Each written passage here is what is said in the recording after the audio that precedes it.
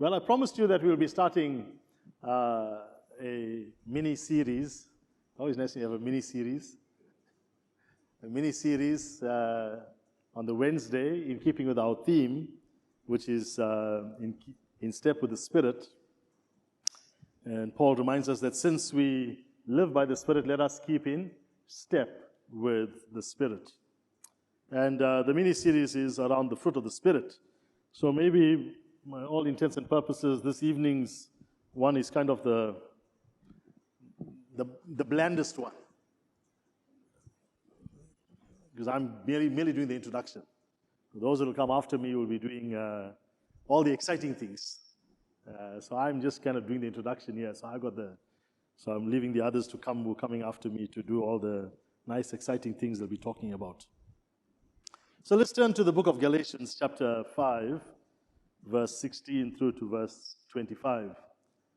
And one of the reasons as well, beside it being part of our theme, is that we're also approaching, whether you like it or not, we're approaching Easter. And what better way for our preparation for Easter to talk around the fruit of the Spirit. So that's one of the other motivations for this theme. So it'll take us right close to Easter. So let's read Galatians chapter 5, verse 16. And it says, "So I say," so he's trying to emphasize something as he's bringing an argument to an end.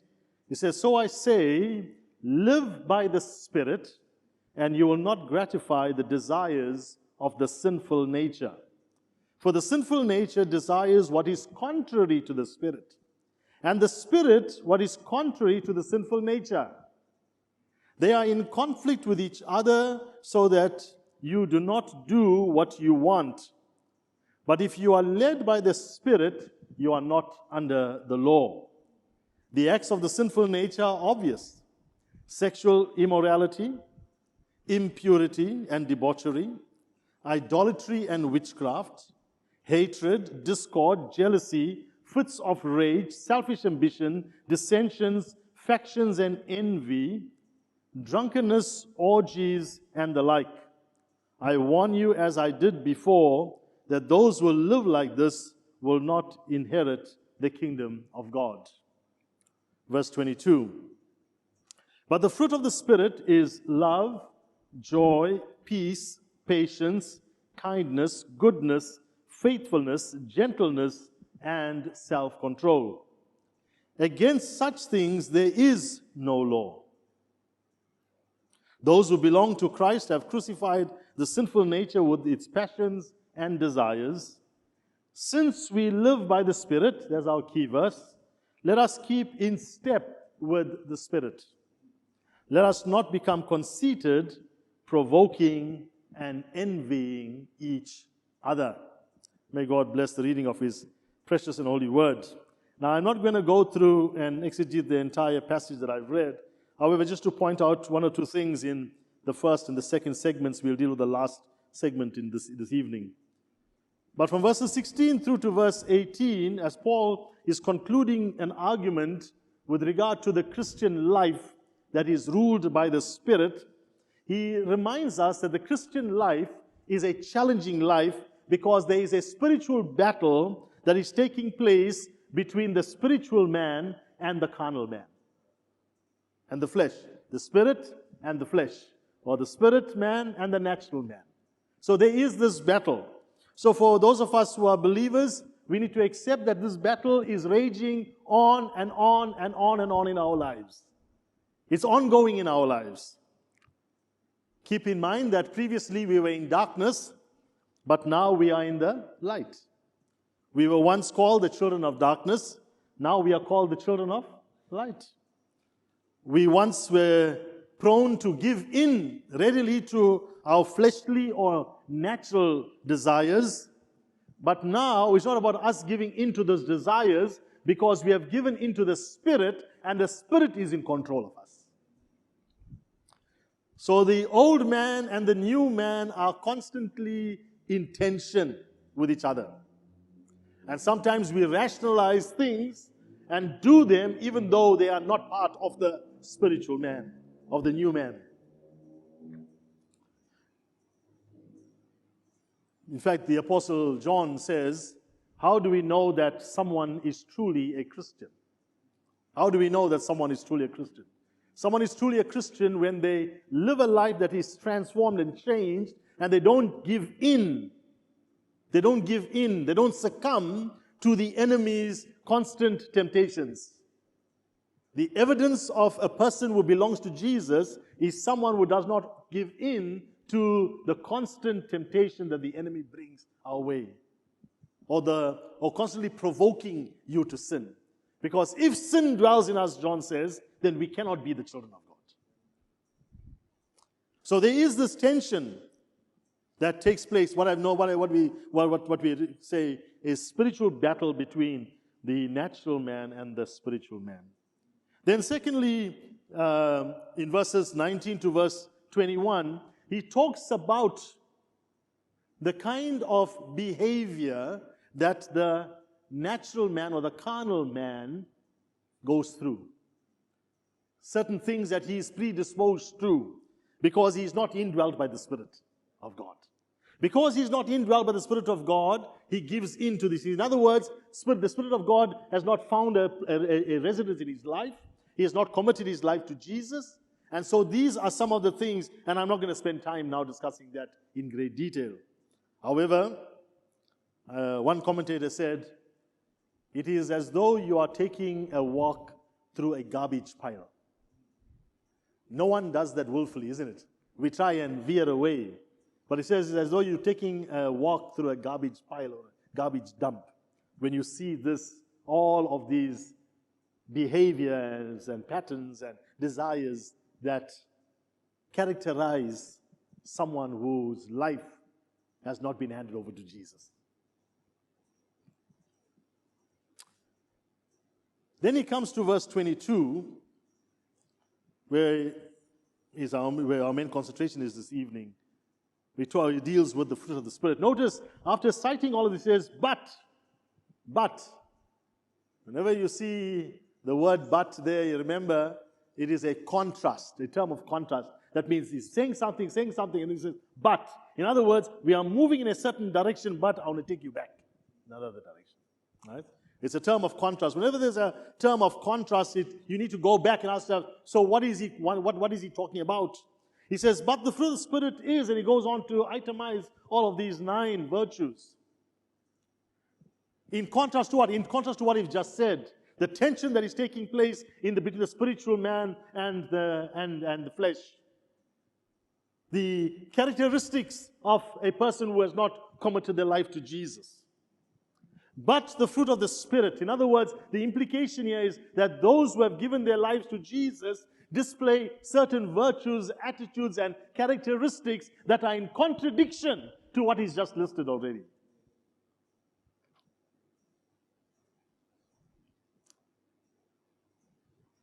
Paul does not deny that within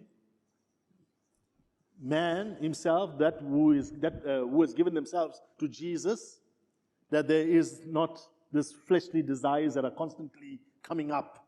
He doesn't deny that. In verses 16 to verse 18, he clearly states that. But there is something that the Spirit of God is doing. Notice what he says.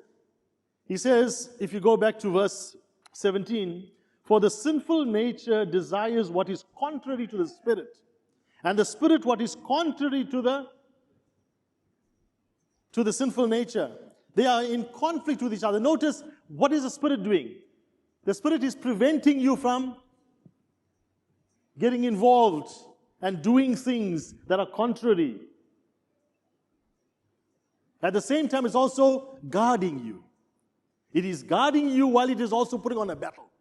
So there are 2 things that the Spirit of God is doing in our lives. And you and I, beloved, if we are truly the children of God, then we need to be able to display the fruit of the Spirit. And this evening, I'm not going to go in detail with regard to each of those 9. We'll pick that up in the weeks to come. But here are some things that characterize someone who has the fruit of the Spirit? Firstly, there are 5 things that I want to itemize very quickly. Firstly, when one has the fruit of the Spirit, it is the evidence of the leading of the Spirit. When one starts displaying the fruit of the Spirit of these characteristics, it means that this person is being led by the Spirit. Notice that the Spirit of God in the virtues that are being listed, there is a sense of all of them working together. He says, but the fruit of the Spirit is. It's not the fruits of the Spirit. It is the fruit. It is all of these different aspects that contribute to this wholesome Christian being. One cannot grow love without having joy. One cannot have joy without having peace. All of it fits together in a sense of unity, just as Jesus Christ himself displays all of these characteristics in himself as one individual God who became man. Demonstrating it to us in his state of incarnation, but yet being God, still possesses all of it. So there is this wonderful sense of unity, but the fruit of the Spirit is.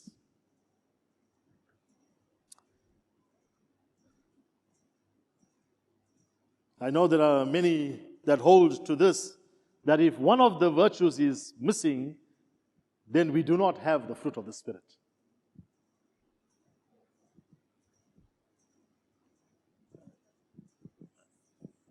When you think about any fruit, now this is, you can't actually talk about the fruit of the Spirit and talk about fruit, because it's not on the same level. But would an apple be an apple without the inside? It can look like an apple from the outside, but there's nothing on the inside. It's no longer an apple, isn't it? And you can't say because it looks like an apple, it feels like an apple, it's an apple. No, it's not. Because there's nothing on the inside.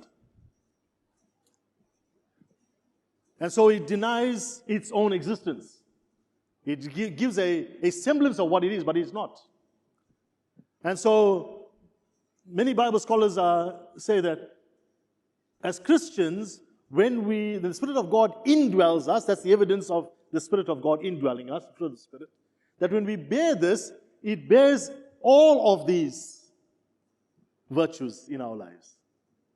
We can't have one without the other. Otherwise, we cease to exist. There's also a sense of harmony, not just unity, but harmony.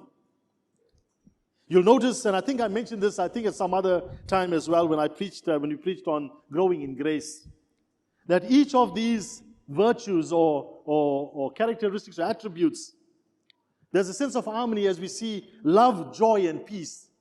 Love, joy, and peace talks to my own nature, are things that I need to inculcate in me, or cultivate in me. Those are attributes of the divine that I need to grow in my own life. So there's the inward focus of the fruit of the Spirit. Then there's the second string of that triad, and the second string is the outward: patience, kindness, goodness.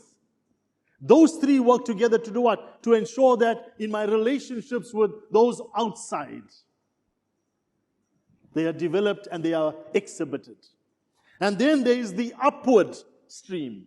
So there's the inward, which points to me. It's the outward, which deals with people around me. And there's the upward, faithfulness. Faithfulness represents the faith that we have in God and the faith that we maintain in Him ongoing. It's not about my faithfulness to my wife. This faithfulness is in reference to the relationship that I have with God. Gentleness or meekness talks about my sense of humility before God. Because those that humble themselves before Him, He does what? He exalts. The meek will inherit the earth. And self-control. That means I'm keeping myself in check because I want to maintain a standard of holiness. My holiness is not to be portrayed before people. My holiness is before God. And so you find this triad in the fruit of the Spirit. There's the inward focus, there's the outward focus, and then there's the upward focus. Beloved, the evidence of the leading of the Spirit of God in our lives is the bearing of fruit. Secondly, the Spirit of God is not barren. He says the fruit of the Spirit is. In other words, this Spirit is fruit-bearing. It is not barren. In order for the Spirit of God to be evidenced through your life, He must be in full control of your life. Absolute full control in order for Him to bear fruit. I liked this illustration that was given as I was reading.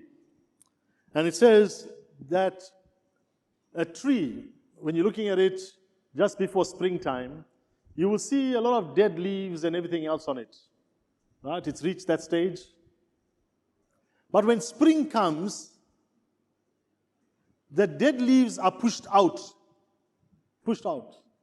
And the new leaves sprout. You don't see a tree with its dead leaves and green leaves coming up. Why? It is that natural genesis of it that will cause it to do what? To push out that old leaf so that new life can be demonstrated.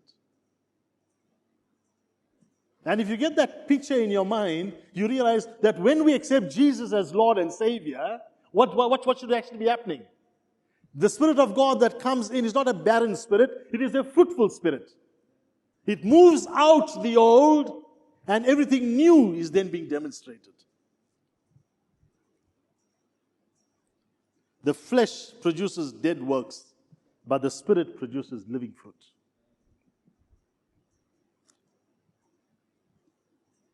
Love must produce more love. Joy must produce more joy. Peace must produce more peace, and so on. That's why Jesus said we need to produce fruit, more fruit, and much fruit. John chapter 15. And when we do this, he says, we glorify Him. The amount of fruit that we bear,